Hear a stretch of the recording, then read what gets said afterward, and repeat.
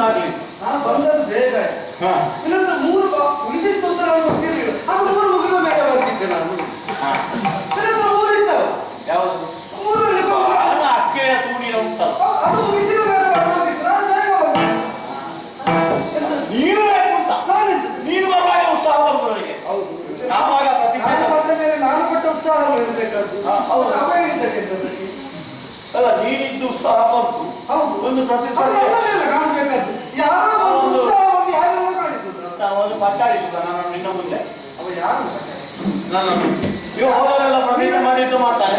ನೋಡಿ ಮೇಲೆ ಪ್ರತಿಜ್ಞೆ ಮಾಡಿ ಅಂತ ಹೇಳುವಾಗ ನನಗೆ ಹೇಗಾಗಬೇಕು? ತಡಿ, ಈಗ ಅವ ಕಾದದ್ದು ಯಾರು ಎಲ್ಲ ಅವ ಹೇಳಿದ್ದು ಗೋವಿಂದ ನಾನಲ್ಲಿ ಮಾತಾಡಿದ್ದು ಅದು ಪ್ರಾರಂಭ ನಿನ್ನ ಬಗ್ಗೆ, ಅವರಿಗೆ ಮುಕ್ತಾಯ ನನ್ನ ಬಗ್ಗೆ. ಈಗ ನಿನಗೊಂದು ಭರವಸೆ ಇಲ್ಲ, ನಿನ್ನ ಬಗ್ಗೆ ಏನಾದ್ರು ಹೇಳಿದ್ದೆ ಕೃಷ್ಣನಿಗೆ ಹೇಳಿದ್ರೆ ಒಂದು ಉತ್ತರ ಕೊಟ್ಟ ಅಂತ. ಈಗ ನನಗೆ ಅಷ್ಟು ಗೊತ್ತಿಲ್ಲ ಅಂತ ಹೇಳ್ತೀಯ. ಅಲ್ಲ, ನಾನು ಹೇಳಿದ್ದ ನೀವು ಈಡೇರಿಸಿದ್ದು ವಿಶ್ವಾಸ ಅಲ್ಲ, ಅದಿರ್ಲಿ. ಈಗ ಅವ ಮಾತಾಡಿದ್ದು ನನ್ನಲ್ಲಿ ಹೇಳುವಾಗ ನಾನು ಏನಾದ್ರೂ ಹೇಳ್ತೇನೆ ಅಂತ ಒಂದು ಕಾಯುವ ವ್ಯವಧಾನ. ಕೆಲವು ನಿನ್ನನ್ನು ಮೂರು ಮಾಡಲಿ ಕಲವರಿಯಾದ ಉಳಿದೇನ ಈಗ ಒಂದು ಶಪಥ ಮಾಡಲಿಕ್ಕೆ ಹೇಳಿದ ಮೇಲೆ ಕಾಯ್ದುಕೊಂಡ ಇಲ್ಲಿದ್ದೇನೆ ಅಂತ ಹೇಳಿದ್ದು ದರೆಯೊಳ ಕಿಲ್ಪಿಷರಗತಿ ನಾನಿದ್ದು ನೀವು ಹಿಡಿಯುವುದು ಅಲ್ಲಿಗೆ ಅಂತ ಆದ್ರೆ ನಾನು ಎಂತದಕ್ಕೆ? ಅಲ್ಲ, ನೀನು ಹಿಡಿಲಿಕ್ಕೆ ಬಿಡುವುದಿಲ್ಲ ಅಂತ ಗೊತ್ತು ನನಗೆ. ಹೌದಪ್ಪ, ಬಿಡದಂತೆ ನೀವು ತಡೆಯಬೇಕು ಅಂತ ಆದ್ರೆ ಎದುರಿದ್ದವ ಸೈನ್ಯವಾಗಬೇಕು, ಸುಧನ್ವ ಅಲ್ಲ. ಸಂಕಲ್ಪ ಮಾಡುವಾಗ ಅದನ್ನೇ ಹೇಳಿದ್ದು. ಸೈನ್ಯವನ್ನು ನೀನು ಕೊಲಿಸಿದ್ಯಲ್ಲ. ಹೌದಲ್ಲ, ಮತ್ತೆ ಈಡೇರು ಕಲಿಸಿ ನಿಮಗೆ ನಾನು ಶಪಥ ಮಾಡಿದ್ದೇನಲ್ಲ. ಈಡೇರು ಸೈನ್ಯವನ್ನು ಕೊಲ್ಲದಿದ್ರೆ ಅಂತ ಹೇಳಿದ್ದೆ ನೀನು. ಅಗ್ನಿ ಪ್ರವೇಶ ಮಾಡ್ತೇನೆ ಅಂತ ಹೇಳಿದ. ಹೇಳಿದ್ದು ಸೈನ್ಯವರೇ, ಸತ್ಯವನ್ನು ಅಪಹರಿಸಿದ ದುರುಳ ಸೈನ್ಯವ, ಸುತನನ್ನು ಕೊಂದು ಪಡೆಯುವಲ್ಲಿ ಕಾರಣನಾದ ಸೈನ್ಯವ. ಅವ ಹೇಗೂ ಸಾಯಬೇಕಾದಂತೆ ಅದಕ್ಕೆ ವರವರ ಸಮನ್ವಿತನಾದವರ ವರವನ್ನೆಲ್ಲ ಭಂಗಗೊಳಿಸದೆ ತಂತ್ರದಿಂದ ಒಂದು ಕೊಂದೆ. ಹಾಗೆ ಅಂತ ನೀನು ಅಗ್ನಿಗೆ ಹೋಗದಂತೆ ನಿನ್ನನ್ನು ಕಾದು ನೀನು ಬರುವ ಮೊದಲು ಯುದ್ಧಕ್ಕೆ ಬರುವ ಮೊದಲು ಈ ಊರಿನಲ್ಲಿ ಆದದ್ದೇನಾದ್ರು ನಿನ್ನ ಗಿಡಿಗೆ ಬಿದ್ದಿದ್ದ? ಯುದ್ಧಕ್ಕೆ ಹೊರಟು ತಡೆ ಆಗಿದೆ ಅಂತ ಕುದಿಯ ಎಣ್ಣೆ ಒಬ್ಬರಿಗೆ ಸಿದ್ಧಪಡಿಸಿ ಅದಕ್ಕೆ ನಮ್ಮ ಹಳ್ಳಿಗಿಂತ ಪ್ರಕಾರ ಏನಾದ್ರು ನಿನ್ನ ಚಲನೆ ಯಾರು ಹೇಳಲೇಬೇಕು. ನೀವು ಹೊರಡುವಾಗ ಪೂರ್ತಿ ಕೇಳಿ ಹೊರಡಬೇಡ. ಯೋಚಿಸು, ಭಕ್ತರಾದ ನಿನ್ನನ್ನು ಅಗ್ನಿಗೆ ಹೋಗದಂತೆ ತಡೆದಿದ್ದೇನೆ. ಅವ ಅಗ್ನಿಯಲ್ಲಿ ಕುದಿದ ಎಣ್ಣೆಯೊಳಗೆ ಹೋಗಿ ರೋಮ ಕೊಂಡಂತ ಹೊರ ಬಂದಿದ್ದಾನೆ. ಈಗ ಸೈನ್ಯವರ ಕಥೆ ಬರ್ತದೆ. ಹೌದಾ, ನಿನಗಾದ್ರೂ ಅಗ್ನಿ ಪ್ರವೇಶ ಆಗುವುದೇ ಬೇಡ ಅಂತಂದಿದ್ದೇನೆ. ಅವ ಹೊಕ್ಕರು ಏನಾಗ್ತಾ ಹೊರಗೆ ಬಂದಿದ್ದಾನೆ. ಈಗ ಅಂತವರನ್ನು ನೀನು ಅಷ್ಟು ಸುಲಭದಲ್ಲಿ ಮೂರಲ್ಲಿ ಮುಗಿಸ್ಲಿಕ್ಕೆ ಆಗ್ತದೆ ಅಂತ ಏನು ಮಾಡುವುದು ಪುಣ್ಯಾತ್ಮ? ಇವ ಸೈನ್ಯವಲ್ಲ, ಮೂರು ಬೇಡ ಒಂದು ಸಾಕು. ನೀನು ಮನಸ್ಸು ಮಾಡಿ ಒಂದು ಸಾಕು. ಸತ್ಯವಂತರನ್ನ ಸುಲಭದಲ್ಲಿ ಕೊಲ್ಲುವುದಕ್ಕೆ ಸತ್ಯವಂತ, ಅತಿ ಸತ್ಯವಂತ, ಸೂದೃತ, ಸಾಹಸಿಕ, ನೀತ, ಮತಿಸುವ ನಿನಗೆ ಅಂತಲ್ಲ ಯಾರಿಗಷ್ಟು ಸುಲಭ ಅಲ್ಲ. ಈಗ ಅವ ವಿಕ್ರಮದ ವಿಸ್ಫುಲಿಂಗಂತಿರುವ ಆ ವೈಷ್ಣವತ್ವಕ್ಕೆ ಸೇರಿಕೊಂಡದ್ದೇನು ಅಂತ ನೀನು ಗುರುತಿಸಬೇಕೋ ಬೇಡ? ಏನು ಸೇರಿಕೊಂಡಿದೆ?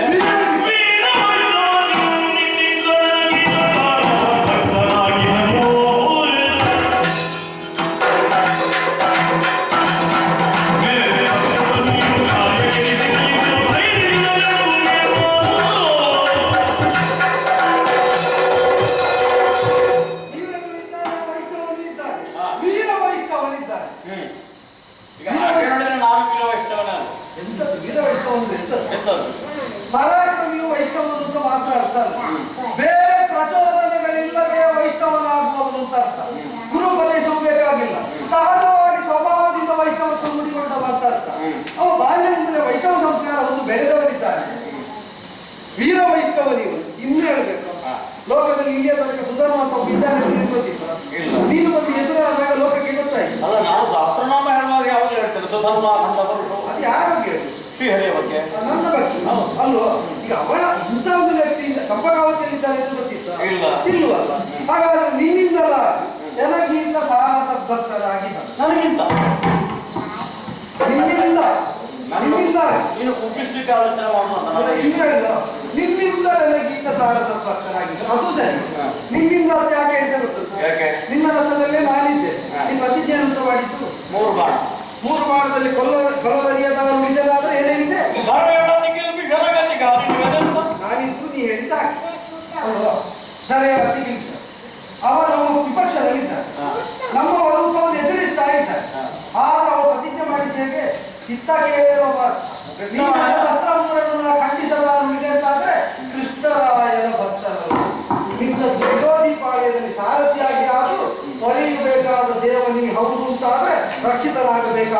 ನಾನು ಅಂತ ವಿರೋಧಿಯಲ್ಲಿ ಕರೆದವರು. ಈಗ ನಿನಗೆ ನನ್ನಲ್ಲೇ ವಿಶ್ವಾಸ ಇಲ್ಲ ಅಂತ ಅದು ಆಗ ಸಡಿಲು ಬರ್ತಾ ಇತ್ತು. ನಾನು ಅಲ್ಲ ಮನಸ್ಸಿನಲ್ಲಿ ಸಂಕಲ್ಪ ಹಾಕಿ ಪಾದಧಾರಣೆಯಾಗಿಯೂ ಅಂತ ಅದನ್ನು ಹೇಳಿ ಆದ್ದರಿಂದಲೇ ಹೇಳಿದ್ದು ನಿನ್ನಿಂದ ನನಗೆ ಈತ ಸಾರ ಸಂಪರ್ಕನಾಗಿ ಅವನಲ್ಲಿ ಬ್ರಹ್ಮಚರ್ಯವು ಸ್ವಕ್ಷೇತ್ರ ಗಮನ ಮಾತ್ರ ಮಾಡಿದ ಯಾವ ಗೃಹಸ್ಥನಿಗೆ ಸಿದ್ಧಿಸುವ ಬ್ರಹ್ಮಚರ್ಯವು ಅಲ್ಲ, ಅದಕ್ಕಿಂತ ಅತಿಶಯವಾದದ್ದು ಯುಗಾಂತರದ ಒಂದು ಮೌಲ್ಯ ಏಕಪತ್ನಿ ವ್ರತಸ್ಥನಿದ್ದಾನೆ. ನಮ್ಮದ ಆಟಿಗೆ ಮೋಸದ ತುಂಬ ಇಟ್ಟುಕೊಂಡು ಮೂರೇ ಸಾಕು ಅಂತ ಹೇಳಿದ್ದೇನೆ. ಅದು ಯೋಚನೆ ಮಾಡಬೇಕು. ಈಗ ಬ್ರಹ್ಮಚಾರಿ ಏಕಪತ್ನಿ ವ್ರತಸ್ಥ ಅಂತ ಹೇಳೋದು ಈಗ ಅವರಿಗೆ ಬೇಕಾಗಿತ್ತ ನನಗೆ ಬೇಕಾಗಿಲ್ಲ ಅಲ್ಲ. ಈಗ ನೀನು ಓದೋದು ತಪ್ಪು ಅಂತ ಹೇಳಿದ್ದಲ್ಲ, ಆಗ ಅಷ್ಟನ್ನು ಹೊಂದಿದವರು ರಣಕಣದಲ್ಲಿ ಅಂತವರು ಎದುರಾದಾಗ ಯೋಚಿಸಬೇಕು.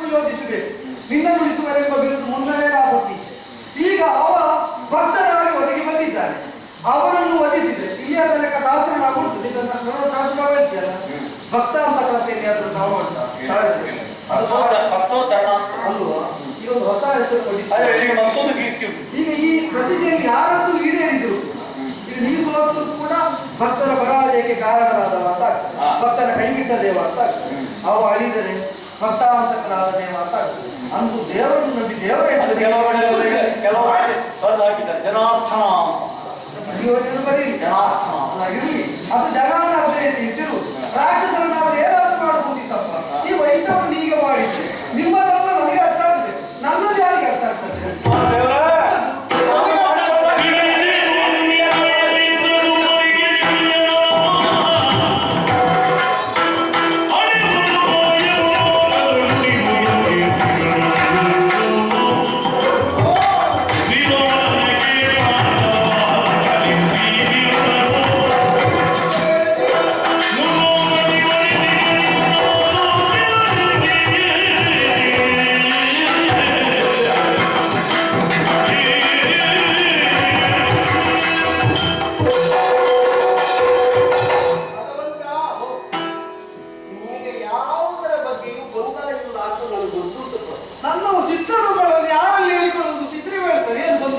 ನನ್ನ ಉಮ್ಮಳ ದೂರ ಮಾಡುವ ನೀವು ನನಗೆ ಬಂದರೆ ಯಾರು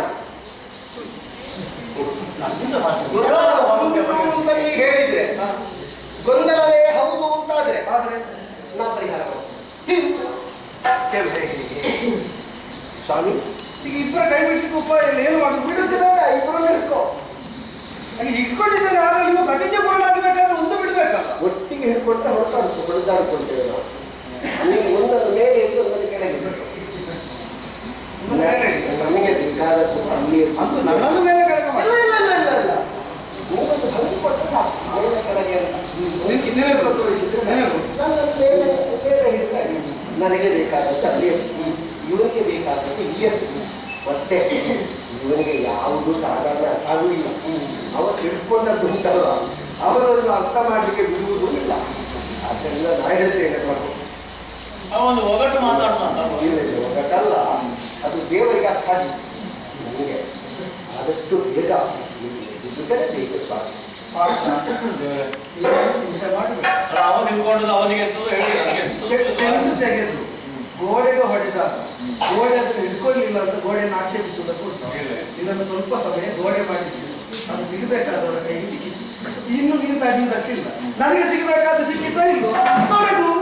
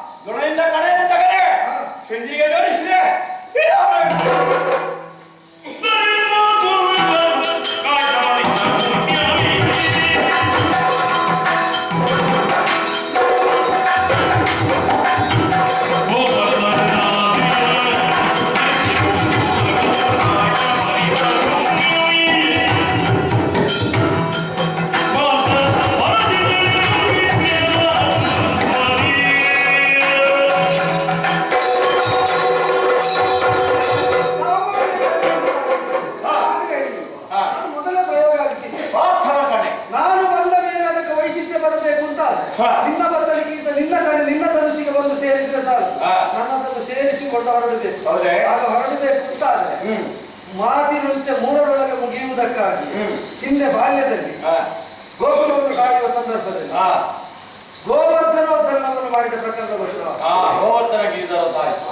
ಇಂದ್ರ ಪೂಜೆಯನ್ನು ನಿಲ್ಲಿಸಿ ಪ್ರಕೃತಿ ಪೂಜೆಯನ್ನು ಮಾಡಿದಾಗ ಮುಗಿದು ನಿಂತ ಇಂದ್ರ 7 ದಿನಗಳ ಕಾಲ ವರ್ಷಧಾರೆಯನ್ನು ಮುಸಲದಂತೆ ಸುರಿಸಿದ ಕಾಲ ಗೋವರ್ಧನವನ್ನೇ ಕಿರಿಮೆಟ್ಟಿನಿಂದ ಎತ್ತಿರುವುದರ ಪರಿಣಾಮವಾಗಿ ಇಂದ್ರನೇ ದೇವಾದಿ ದೇವತೆಗಳ ಜೊತೆಯಲ್ಲಿ ಬಂದು ರತ್ನಪೀಠದಲ್ಲಿ ಕುಳ್ಳಿರಿಸಿ ಅಭಿಷೇಕವನ್ನು ಅಮೃತಜಲದಿಂದಲೇ ಮಾಡಿ ಗೋವಿಂದರಾಜ ಅಂತ ಪಟ್ಟಾಭಿಷೇಕ ಮಾಡಿ ಅಲ್ವಾ ಆಗ ಮಾಡಿದ ಪುಣ್ಯ ಕಾರ್ಯದಲ್ಲಿ ಗೋವುಗಳನ್ನು ಗೋಕುಲವನ್ನು ಕೊರೆದ ಪುಣ್ಯ ಉಂಟು ಅಂತ ಆದರೆ ಅದಷ್ಟನ್ನು ಇದಕ್ಕಿದ್ದೇವೆ ಈಗ ಮಾಡ್ತಾರೆ ನೋಡಿ.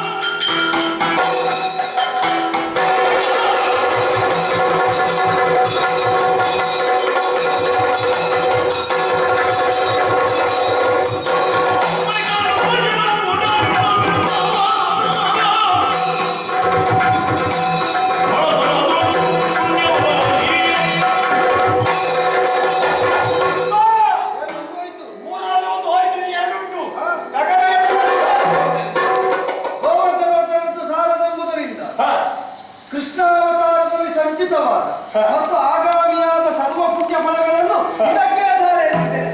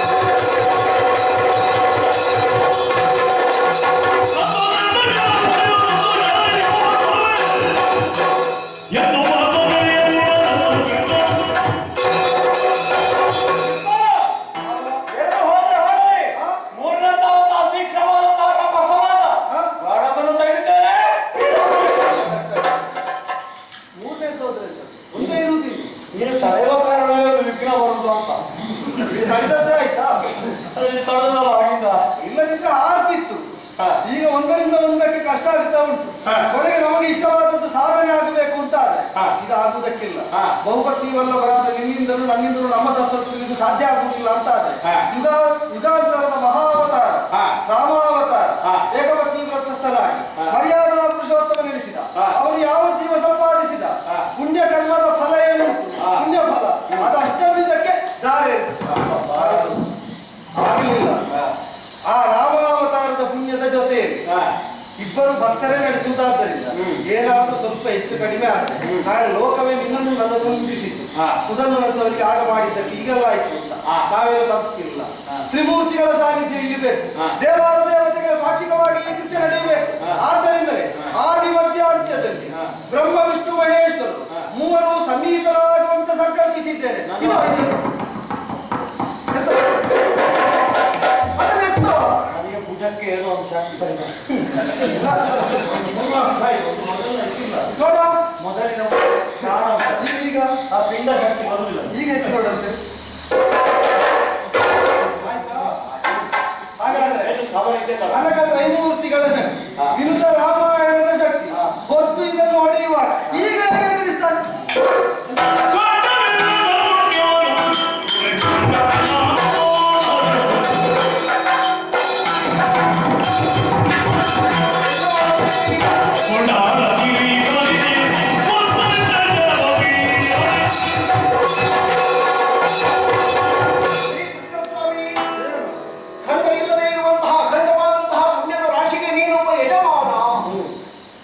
ಎಲ್ಲಿತ್ತು, ಯಾವಾಗ ಇತ್ತು, ಯಾವುದರಿಂದ ಇತ್ತು ಅಂತ ನಾವು ಕೇಳುವುದಕ್ಕಿಲ್ಲ ಸ್ವಾಮಿ.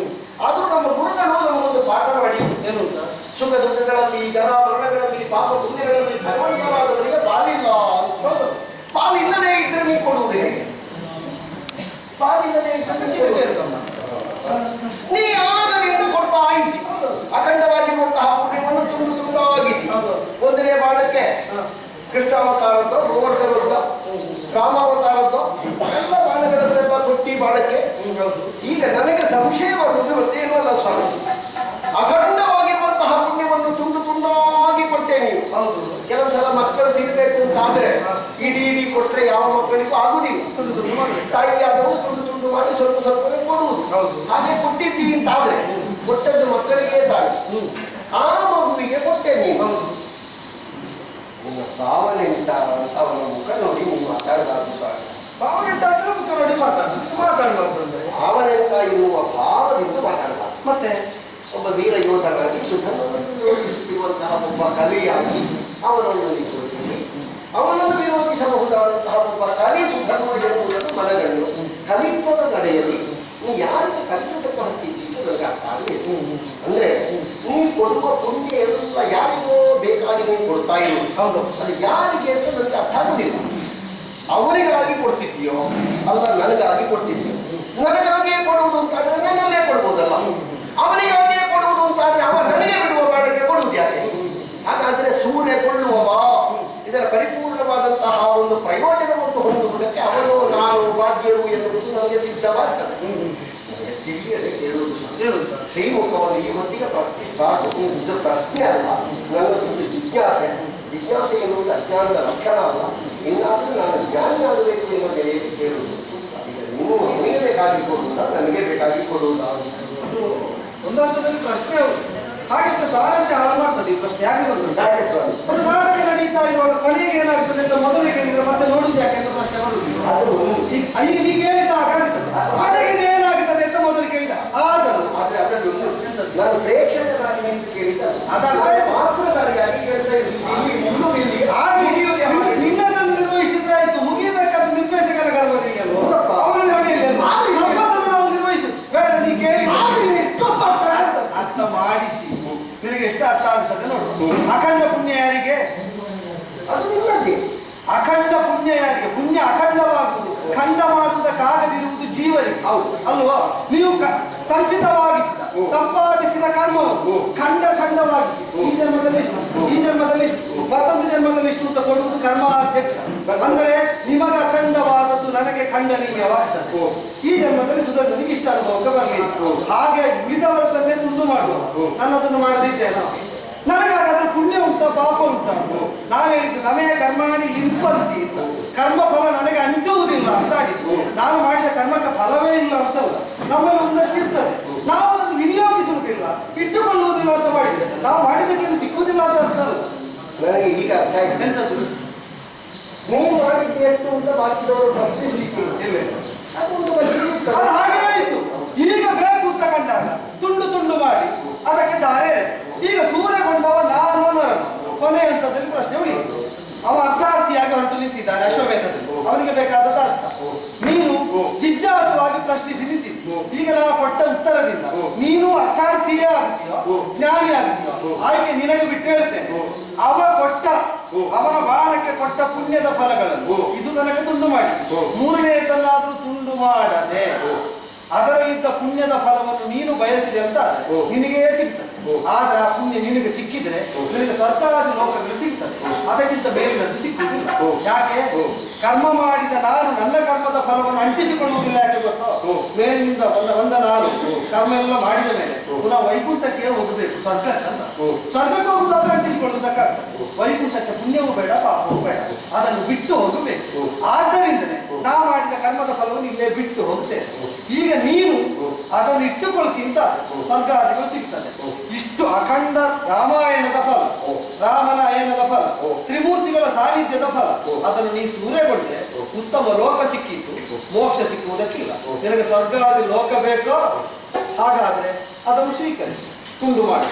ಅಲ್ಲ ಮೋಕ್ಷವೇ ಬೇಕು, ನಿನಗೆ ಆ ಕರ್ಮದ ಫಲದ ಮೇಲೆ ಬಯಕೆ ಇಲ್ಲ ಅಂತ ತೋರಿಸಿಕೊಡ್ಬೇಕು. ಹೇಗಂತ ನಿನಗೆ ಬಿಡ್ತೇನೆ. ಪ್ರಭೋ, ಈ ಮಾತಿನಿಂದ ಹೇಳದೆ ಇದ್ರು ಪ್ರಚೋದನೆಯಾಗಿ ನನ್ನ ಅಂತರಂಗದಲ್ಲಿ ಕೆಲವಾರು ವಿಚಾರಗಳನ್ನು ಈಗಾಗಲೇ ಹೇಳಿ ಮುಗಿಸಿದ್ದೀಯ. ನಾನು ಹೇಳಿದ ವಶಿಷ್ಠಾವೃತ್ತಿಯ ದಾಂಪತ್ಯದ ಬಗ್ಗೆ. ಹೌದು, ನನ್ನಲ್ಲಿ ಒಂದು ಪಾಪದ ಸಂಕಲ್ಪ ಮಾಡಿಸಿದ್ದಾರೆ. ಹಾಗಾದ್ರೆ ನನ್ನಲ್ಲಿರುವಂತಹ ಪಾಪವನ್ನು ತೊಳೆಯುವುದಕ್ಕೆ ಅಥವಾ ನನ್ನಲ್ಲಿರುವಂತಹ ಪುಣ್ಯವನ್ನು ಇದರಿಂದ ಸುಳ್ಳರಿಸುವುದಕ್ಕೆ ಒಂದೊಂದೇ ವಾಕ್ಯಗಳು ಬರ್ತಾ ಉಂಟು. ಅಂದ್ರೆ ನಿನ್ನ ಪಾಪ ಸಂಕಲ್ಪ ಆಗದಂತೆ ತಡೆದದ್ದು ನಿನ್ನ ಪುಣ್ಯ, ನಿನ್ನದೇ ನಿನಗೆ ಬೇಡ ಅಂತ. ನನ್ನದು ಯಾಕಪ್ಪ ನಿನಗೆ? ಹಾಗಾದ್ರೆ ಕೇವಲದಲ್ಲಿ ಕೇವಲವಾದ ಮಾತ್ರ ಮೇಲೆ ಹೋಗುವುದಕ್ಕೆ ಸಾಧ್ಯ. ಇನ್ನೂ ಪುಣ್ಯಪೂರ್ವವಾಗಿರುವಂತಹ ಸಂದರ್ಭ ನಿರ್ಮಾಣವಾಗಿರುತ್ತಾ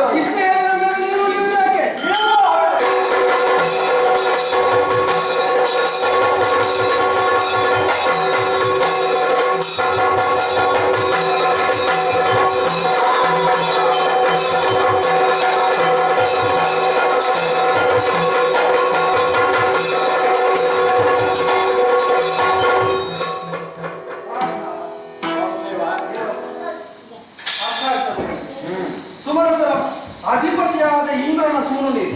ನಿನ್ನ ಮನಸ್ಸು ಒಳ್ಳೆಯದು. ವೀರನಾದ ವೈಷ್ಣವನೊಬ್ಬರ ಅರಿವಿನಿಂದ ನೀನು ಖೇದಿಸಿದ ಯುಕ್ತವನ್ನು ಅರಿವಿಗೆ ಬರ್ತದೆ. ಆದರೆ ಆಗಬೇಕಾದ ಅಗಿಯದಿರಬೇಕು. ಯೋಚಿಸು.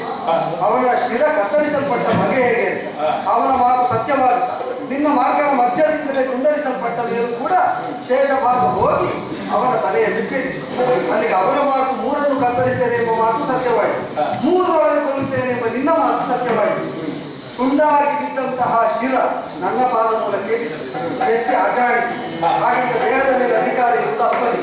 ಆದ್ದರಿಂದ ರಣದ ಹಾದಿಯಲ್ಲಿರುವ ಹಂಸಧ್ವಜನ ಕೈಗೆ ಸಿಗುವಂತೆ ಹೆಸರು ಆಪ್ಯಾಯದಿಂದ ವಾತ್ಸಲ್ಯದಿಂದ ಎತ್ತಿಕೊಂಡ ತಾನು ಶಿರವನ್ನು ಅಜಾಡಿಸಿದ. ದೇವರಿಗೆ ಬಿಟ್ಟದ್ದನ್ನು ನಾವು ಮರಳಿ ಸ್ವೀಕರಿಸುವುದಿಲ್ಲ ಎಂಬ ಭಾವದಿಂದ ಮರಳಿ ನನಗೆ ಎಸೆದ. ನಾನು ಎಸೆದು ಮರಳಿ ಎಸೆದ ಸಂತೋಷ